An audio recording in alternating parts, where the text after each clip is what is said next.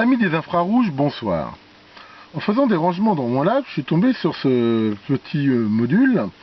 Et ce petit module, c'est quoi? C'est quelque chose que tout le monde connaît, un peu ou prou, qu'on appelle un détecteur de mouvement. Alors on l'utilise généralement soit pour, par exemple, allumer des lumières automatiquement quand on entre dans une pièce, soit dans des systèmes d'alarme pour donner l'alarme si quelqu'un rentre dans une zone protégée. Ça m'a donné l'idée de faire une petite vidéo pour vous montrer comment ça marche. Alors peut-être qu'un jour j'en ferai une qui dit comment on l'utilise. On trouve pas mal de vidéos en anglais qui vous expliquent comment les brancher sur des Arduino et tout. Mais ce soir on va regarder comment ça fonctionne. Alors si on le démonte, ce petit module, on voit que c'est fait ici de cette espèce de plastique un petit peu spécial, et on verra tout à l'heure à quoi ça sert. Et ici donc de la carte électronique. Alors je vais passer sur toute cette partie là qui est l'alimentation, le relais et ça, et on va se concentrer sur ce composant ici où il y a une fenêtre qui est le capteur probablement dit. Donc c'est quoi ça? C'est un capteur qu'on appelle PIR qui est composé, si on regarde, de deux capteurs séparés. Si on regarde le brochage de ce truc là, il y a trois broches, il y a un commun et deux parties. Ça veut dire que ce que fait ce système là, il détecte les valeurs infrarouges de droite et de gauche et il envoie un signal qui est proportionnel à la valeur de l'infrarouge reçue d'un côté et de l'autre. Alors tout à l'heure je vais vous faire une petite démonstration pour bien comprendre ici comment ça marche. Mais c'est ça le principe. Bon, après il y a toute une électronique autour, mais basiquement c'est pas plus compliqué que ça. Alors ce système là, c'est basé pour détecter de l'infrarouge. Alors pourquoi de l'infrarouge? Parce que l'idée c'est que d'être complètement indépendant de la lumière. Ce qu'on veut c'est détecter les mouvements indépendamment de la lumière ambiante. Et l'idée c'est aussi de détecter les mouvements de pas n'importe quel objet, mais a priori d'êtres humains. Et pour ça on se base sur l'infrarouge qui est émis par tout corps chaud.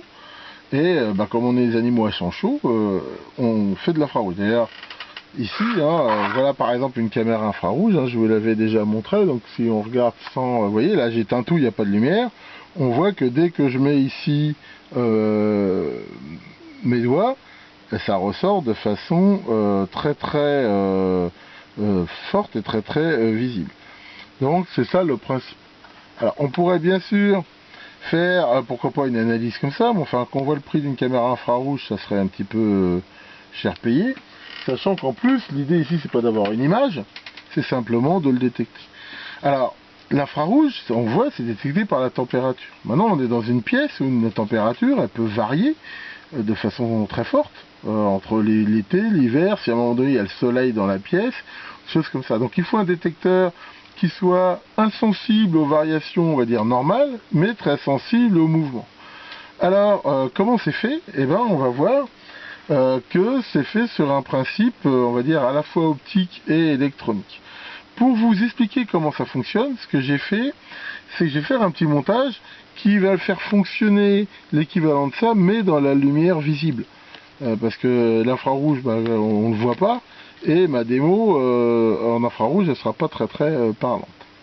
Alors quel montage je vais utiliser? Pour vous mettre ça en évidence, je vais faire un montage très simple. C'est on va dire un amplificateur différentiel un petit peu ad minima.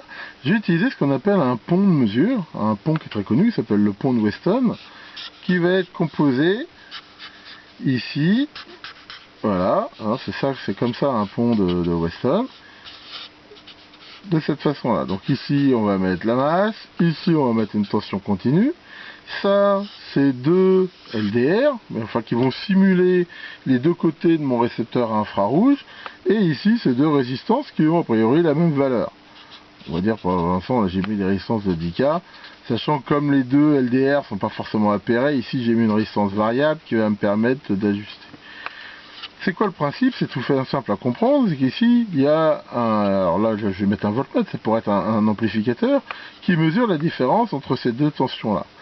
Si on voit que la lumière est la même des deux côtés, mettons que la lumière fait que ici, je dis n'importe quoi, la valeur des résistances est 5K. Alors on voit que le pont diviseur de tension ici et de ce côté là, il y a la même tension là que ici, vu que les deux valeurs sont identiques. Donc ça montre bien que la tension relative entre ça et ça, bah, c'est la même. Ici par exemple, je sais pas, mettons qu'on alimente le tout en 15 volts, bah, ici j'aurai 5 volts, ici j'aurai 5 volts, il n'y a rien. Si les valeurs des résistances varient d'un côté ou de l'autre, ça va faire changer ici le diviseur de tension, ce qui fait que la tension ici changera par rapport à un côté où ça ne change pas. Par contre, si les deux valeurs ici changent en même temps, ça ne change pas la tension. Imaginons maintenant qu'elle soit de 10K des deux côtés, bah à la limite, toujours en 15 volts, on aurait 10 volts des deux côtés, mais la tension entre les deux ne change pas. C'est exactement ça le principe des ponts de mesure. Souvent dans un pont de Weston, on met des résistances fixes ici, et ce qu'on veut, c'est trouver l'équilibre entre cette résistance-là et celle-là, mais on peut aussi tout à fait l'utiliser comme ça. Donc voilà, ce petit montage-là va me permettre de vous montrer le fonctionnement des détecteurs PIR. Après la théorie, la pratique, je viens de réaliser vite fait le montage que je viens de vous présenter. Donc voilà les deux LDR, et ici donc j'ai mis un petit galvanomètre à 0 central. Et pas réglé exactement sur le 0, parce qu'en fait c'est très difficile de le régler parce que c'est assez sensible, mais ça va être largement suffisant pour le but de l'expérience. Donc là on voit que les deux LDR sont allumés à peu près d'un éclairement identique et assez fort. On voit que si je baisse la lumière avec mon doigt sur les deux, eh ben, ça reste à peu près à la même valeur. Voilà, c'est-à-dire que ici ou ici ça change quasiment pas. Ça montre qu'on peut avoir une variation de lumière globale qui, quelque part, ne change pas vraiment le signal. Par contre, on voit que si une des LDR est moins allumée, tout de suite, ça penche d'un côté, alors que si c'est l'autre, tout de suite, ça bouge de l'autre.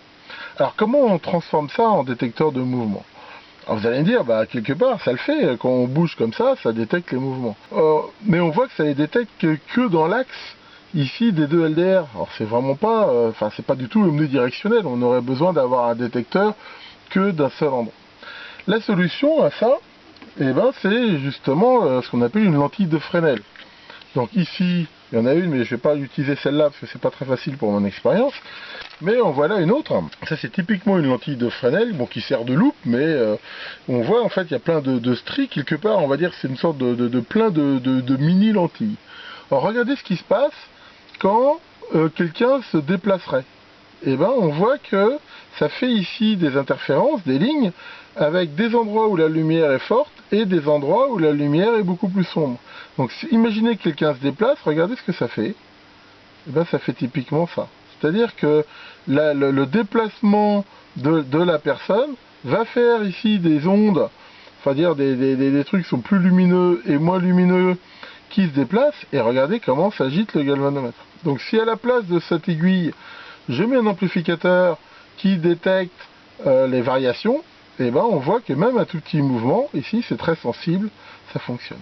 Alors bien sûr, ça le fait avec de l'infrarouge, encore une fois là je le fais avec de la lumière pour bien vous montrer, mais c'est exactement ça le principe.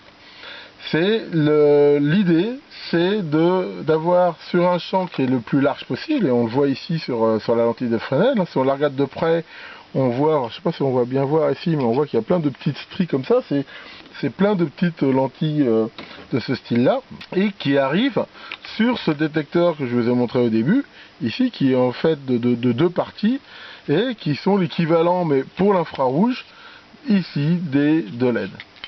Donc voilà, avec ce petit on va dire amplificateur différentiel vraiment ad minima, on voit très bien comment ça fonctionne.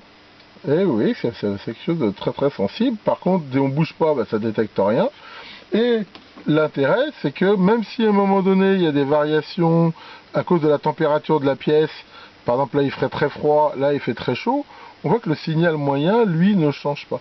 Ce qui fait que c'est relativement très peu dépendant aux variations de température qui pourtant génèrent une valeur infrarouge différente. Bon, c'est quelque chose de très simple, généralement, enfin il y a des détecteurs qui sont un peu plus compliqués que ça au niveau de l'analyse du signal, mais globalement, surtout sur des trucs relativement simples comme ça, c'est pas plus bête, et les deux réglages ici de sensitivité et de durée, généralement ça correspond, on va dire, à la sensibilité ici de l'amplificateur entre les deux, et éventuellement au temps de réponse. Est-ce que quand il y a une variation, c'est ce qu'on appelle une intégration quelque part du signal, est-ce que ça le détecte plus ou moins vite? On voit qu'un signal comme ça, Une des façons de ne pas être détecté, c'est de bouger de façon très lente. Enfin, à moins d'être cambriolé par des tortues. Mais en même temps, c'est très difficile de passer ça. Donc voilà pour ce petit tutoriel. Que Fliros, le dieu des infrarouges, veille sur vous, et à bientôt pour de nouvelles vidéos.